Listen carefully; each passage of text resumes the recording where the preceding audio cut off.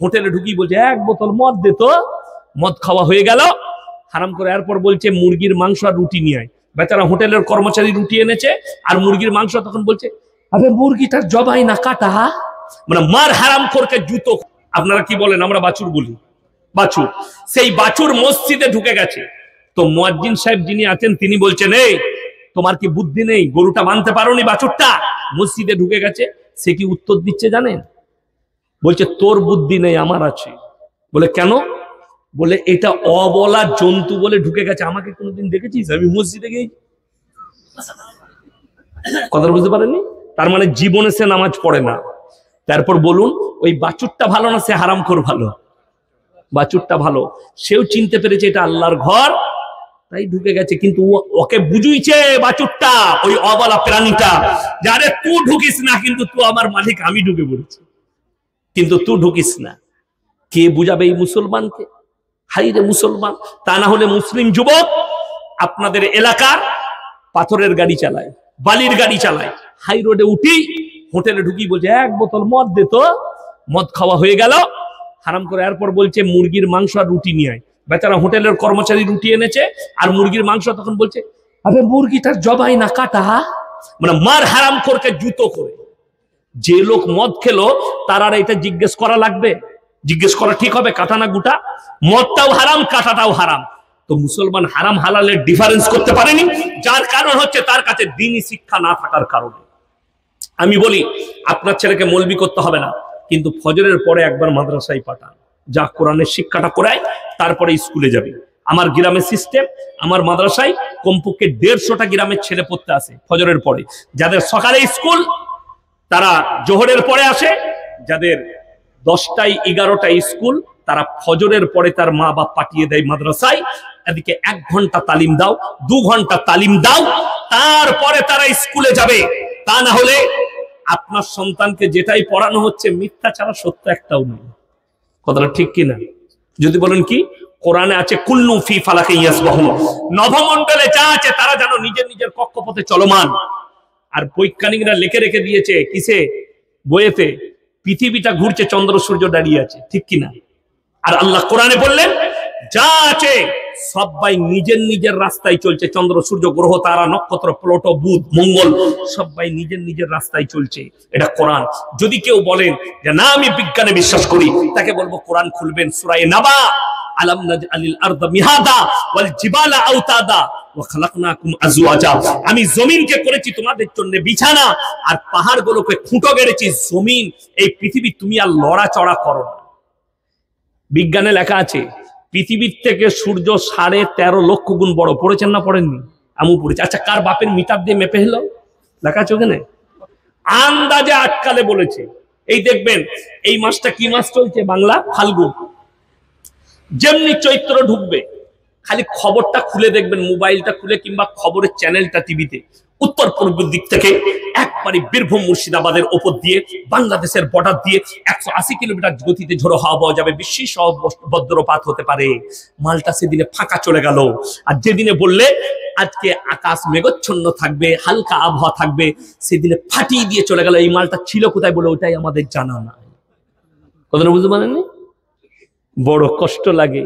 আপনি আল্লাহকে বিশ্বাস করেন, আল্লাহর কসম করে বলছি, আমরা যারা এখানে বসে আছি, আমি থেকে আপনি কেউ আমরা নিজের ইচ্ছাই নাই, আল্লাহর ইচ্ছাই বেঁচে আছি, ঠিক কিনা বলুন?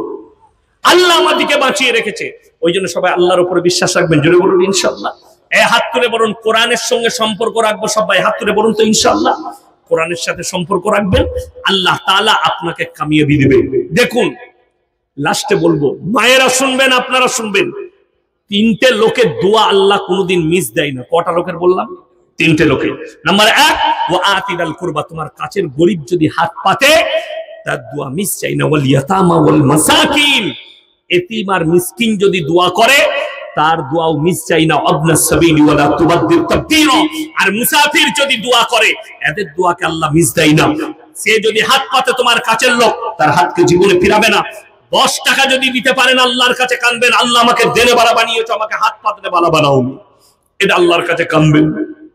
এতিম আর মিসকিনের উপকার করলে, আমাদের দেশের লোক এতিম মিসকিন বুঝে না, ফকির বুঝে না, বুঝেন না? ফকির আর মিসকিনের মধ্যে পার্থক্য আছে। ফকিরের কিছু আছে, মিসকিন মানে হচ্ছে নিঃস্ব। কেমন নিঃস্ব? তার কিচ্ছু নাই, সে লোকের কাছে চেয়ে খায়, নলহাটি বাজারে দোকানের সামনে ঘুমায়, তার কিচ্ছু নাই, ঘর বাড়ি কিচ্ছু নাই, লাপাতা, নিঃস্ব। আর ফকির, তার মানে এমনও ফকির আছে আপনার থেকে বড় লোক হতে পারে। ঠিক বললাম না ভুল বললাম? ভিক্ষা করে। যদি বলেন কেমন করে, আমি কালকে বলেছি, মুম্বাইয়ের 2 বছর আগে ধরা পড়ে হলো, হাজি আলী মাজারের সামনে ভিক্ষা করতো, কিন্তু রাতের বেলায় 5 স্টার হোটেলে খেতে যেত, পুলিশে লক্ষ্য রেখেছে। যখন ইনকাম ট্যাক্সের অফিসার ও যে বাড়িটাই থাকতো রাতের বেলায় চালিতে, সেখানে গিয়েছে, তাদের চোখ চড়ক গাছ, 5 কোটি টাকা বেরিয়েছে, 5 কোটি ফকিরের কাছে। তার মানে ফকির, তার ঘর আছে, তার কাছে টাকা থাকতে পারে, ফকির একটা বড় লোকের থেকেও বড় লোক হতে পারে। কিন্তু মিসকিন মানে নিঃস্ব। এই মিসকিন, এতিম, যার মা মারা গেছে, বাপ মারা গেছে, এই এতিম, এই দুজন যদি আল্লাহর কাছে হাত পাতে, তোমাদের কাছে হাতকে ফিরাও না, আল্লাহ এদের দোয়াকে কবুল করে নেয়। আর মুসাফির, যে সফর করে এসছে, আজকে সব থেকে বড় মুসাফির কে? কথা বলে না? আমি 160 কিলোমিটার এলাম আমার বাড়ি থেকে, আমি আজকে সব থেকে বড় মুসাফির। আর আমার আউয়াল ভাই তো এই কাছের লোক, ঠিক না? আউয়াল ভাই আমার কাছের লোক, আমার ভাই। আমি দোয়া করব ফজরের নামাজে, আপনাদের জন্য খাস দোয়া করব। কোরআনে পারা কটা আছে বাপ? 30টা পারা আছে। আমি আপনাদের কাছে কিছুই চাইবো না, মায়েরা, বোনেরা, শুনে নেন ভাইয়েরা, আপনাদের কাছে খালি আমি একটা জিনিস চাই, সেটা হচ্ছে 30টা কোরআন শরীফের পয়সা 500 করে টাকা তাড়াতাড়ি উঠে আসুন। কে কে দিবেন আমার হাতে? যদি পয়সা না থাকে, আপনি নামটা লিখিয়ে দেন, কালকে দিবেন, পরশু দিবেন, 1 মাস পরে দিবেন। যদি আপনার মোবাইলে পয়সা থাকে, আপনি কমিটির লোকের ফোন পেতে দিয়ে চলে যান পয়সাটা। আমি খালি 30টা, আমার সঙ্গে হাত মিলিয়ে যান, 30টা কোরআন শরীফ চেয়েছি। যাদের কাছে আছে নগদ 500 টাকা আমার হাতে দেন। মায়েদিকে বলবো, আপনাদিকে বলবো, 30টা চেয়েছি কোরআনের জন্য। আমার নবীজি বলেছেন, জাকিরা, মাশাআল্লাহ, আসুন, জাযাকাল্লাহ, আল্লাহ আপনার হায়াতে বরকত দেখ। 1 নম্বর হয়ে গেছে আমার ভাই। আমি 30টা চেয়েছি, 30টা তাড়াতাড়ি উঠে আসুন। মায়েদিকে বলছি, হলে তাড়াতাড়ি দিয়ে যান। 30টা চেয়েছি। আল্লাহ নবী বলেছেন, জাকিরা, গচ্ছিত সম্পদ। মাশাআল্লাহ, এই দেখেন 2 নম্বর হয়ে গেল, 2 নম্বর হয়ে গেল, মাশাআল্লাহ, আসুন, জাযাকাল্লাহ। 3 নম্বর হয়ে গেল। আমি 30টা চেয়েছি। মায়েদের মধ্যে কে আছে? নবীজি বলেছেন, জাকিরা, গচ্ছিত সম্পদ। মানুষ কিয়ামতের দিনে কাঁদবে, আমি যদি আরো কিছু বেশি টাকা দিতাম, আমার জন্য মঙ্গল হতো। আমার ভাই, আমার বন্ধুগণ, কে আছেন? কোন আল্লাহর বান্দা? জাযাকাল্লাহ, আলহামদুলিল্লাহ, আসুন। আল্লাহ, মাশাআল্লাহ, আসুন, এই দেখেন, আল্লাহু আকবার। 10টা নামটা লিখে দেন তো।